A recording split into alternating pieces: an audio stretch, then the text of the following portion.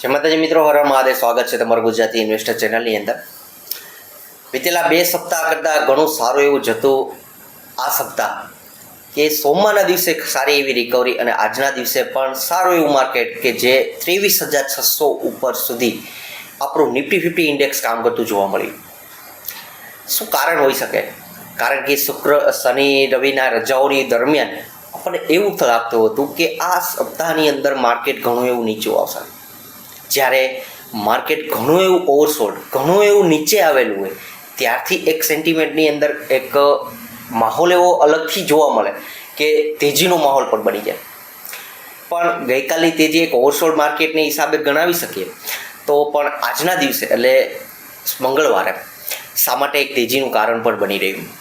કારણ કે બીજા દિવસે પોર્ટફોલિયોની અંદર પણ સારી રિકવરી અને નિફ્ટી 50ના ઇન્ડેક્સની અંદર પણ સારા એવા હેવી કાઉન્ટર જે કહીએ કે એની અંદર પણ સારી એવી તેજી જોવા મળી.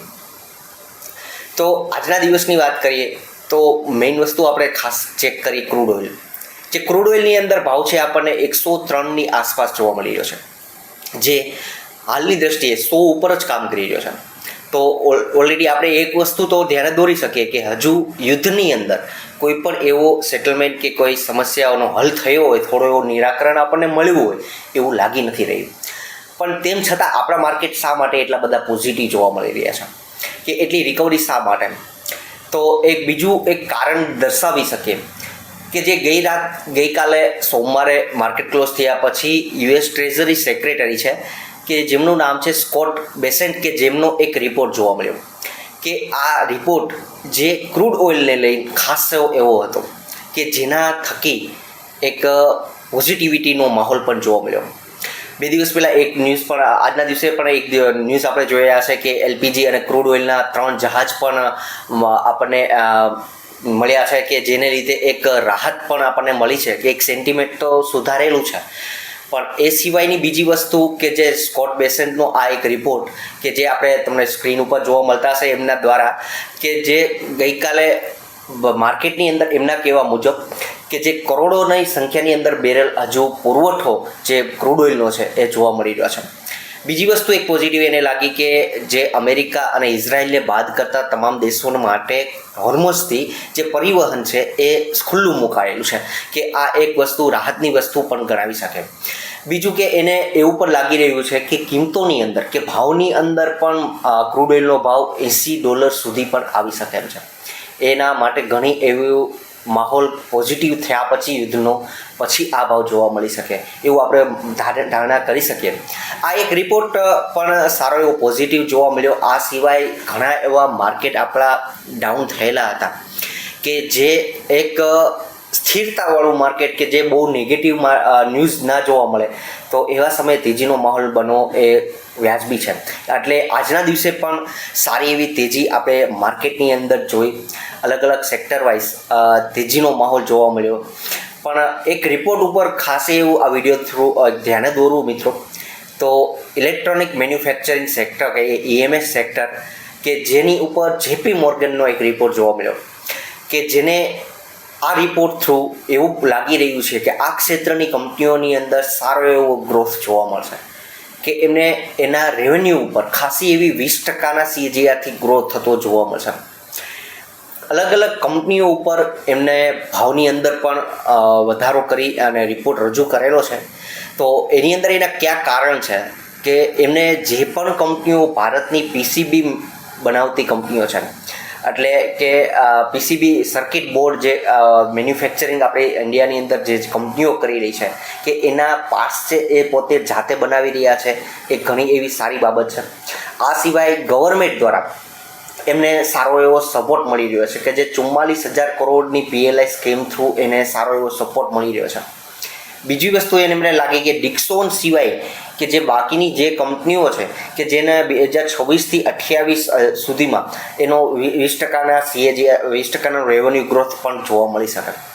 બીજું કે ચાઇના +1 સ્ટોરીની અંદર ઇન્ડિયા પણ એક હબ બની શકે એવું લાગી રહ્યું છે કે આ એક રિપોર્ટને લીધે ખાસો એવો જમ્પ આ બધી જ કંપનીઓની અંદર જોવા મળ્યો. એમાંની કઈ કઈ કંપનીઓ છે તો એની અંદર ધ્યાને દોરીએ તો સિરમા એસજીએસ કે જે કંપનીનો શેરનો ભાવ આજના દિવસે 5.5%ની તેજીમાં જોવા મળ્યો.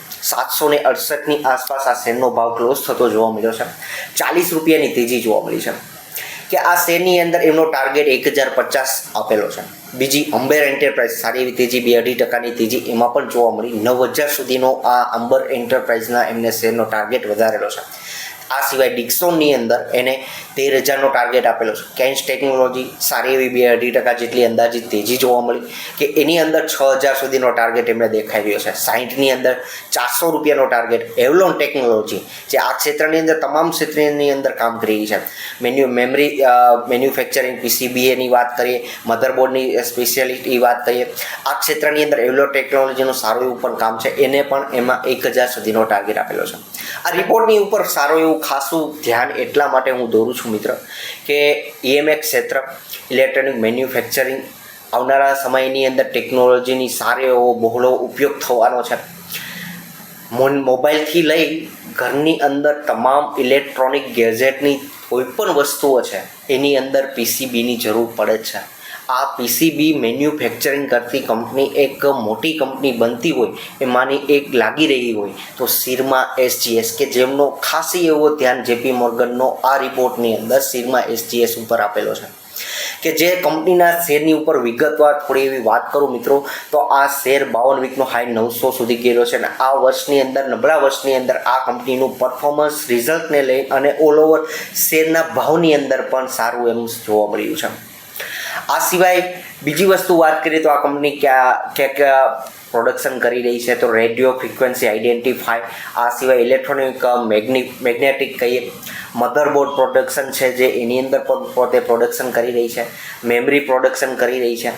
આ ક્ષેત્રની અંદર સારામાં સારું યોગદાન પીસીબી ક્ષેત્રે સિરમા એસજીએસ કે જે કંપનીને તમે ધ્યાનમાં રાખી શકાય. આ સિવાય બીજી કંપની વિશે વાત કરું તો મિત્રો કેન્સ ટેકનોલોજી જે પોતાના ટોપ હાઈથી ઘણો એવો ડાઉન છે. આ સેક્ટરની અંદર આ બે કંપનીઓ કે જેની અંદર નેગેટિવિટી ઊભી કરેલી હોય થોડું એવું માર્કેટની અંદર તો એક અંબર એન્ટરપ્રાઇઝ અને કેન્સ ટેકનોલોજી. આ કેન્સ ટેકનોલોજીના જે રિઝલ્ટની અંદર રજૂ થયેલા કે એના રિઝલ્ટની અંદર જે બેલેન્સ શીટની અંદર જે આપણને ફેરફાર જોવા મળ્યા એના ઉપર અલગ અલગ એજન્સીઓ થ્રુ એમના રિપોર્ટ પણ જોવા મળ્યા કે એને લીધે આ કંપનીના શેરની અંદર સારો એવો ઘટાડો જોવા મળ્યો હતો. પણ ઓલ ઓવર ગ્રોથ સ્ટોરીને ધ્યાનમાં લઈને જો તમે પસંદગી કરતા હોય આવનારા 2 વર્ષ માટે 3 વર્ષ માટે તો કેન્સ ટેકનોલોજી પણ એક સારામાં સારું કામ કરી શકે એમ છે. વારંવાર આપણે આ વિડીયોની અંદર ચેનલની અંદર ઈએમએક્સ ક્ષેત્રની અલગ અલગ કંપનીઓ ઉપર ભાર મૂકીએ છીએ તો એમાંની કેન્સ ટેકનોલોજી સિરમા એસજીએસ જે કેન્સ ટેકનોલોજી 7,000 સુધીનો શેર જોવા મળ્યો હતો કે ત્યાંથી આ શેરનો ઘણો એવો ડાઉન કે એવરેજ અત્યારે 3600 રૂપિયાની આસપાસ આ શેરનો ભાવ ચાલી રહ્યો છે. હજુ પણ ઘણો એવો ટોપથી ડાઉન છે કે આ બંને કંપનીઓને ધ્યાનમાં રાખી શકાય. રિઝર્વ કંપનીની પાસે સારામાં સારું રિઝર્વ છે કે જે કંપની આવનારા સમયની અંદર ગમે એવો યુદ્ધની પરિસ્થિતિની અંદર ઘણો ઘટાડો આવે, કોઈ પણ મંદી જેવો માહોલ આવે તો આ કંપની પોતે ઊભી થઈ શકે એમ છે અને રિવાઇવલ કરી શકે એમ છે. કહેવાનો અર્થ એમ છે મિત્રો કે ઈએમએક્સ ક્ષેત્ર આવનારા સમયની અંદર બહુ મોટું હબ ઇન્ડિયા પણ બની શકે એમ છે જેમાં ગવર્મેન્ટનો સપોર્ટ હોય, એક ક્ષેત્ર પાછળ ન રહી શકે. ખાસું એવું ધ્યાનમાં દોરી શકાય એવું છે. મારા તરફથી ખાસું એવું ફરીવાર હું વાત કરીશ કે તમે ડિસ્ક્લેમર શરૂઆતથી વાંચેલું જ હશે કે કોઈ પણ ભલામણ છે નહીં શેર ખરીદો કે વેચો, પણ તમારા સ્ટડી પર્પઝ માટે સિરમા એસજીએસ કેન્સ ટેકનોલોજી આ બંને કંપનીને ધ્યાનમાં રાખી શકો છો. વિડીયોના અંત સુધી બન્યા રહ્યા છો. ખૂબ ખૂબ આભાર. Thank you.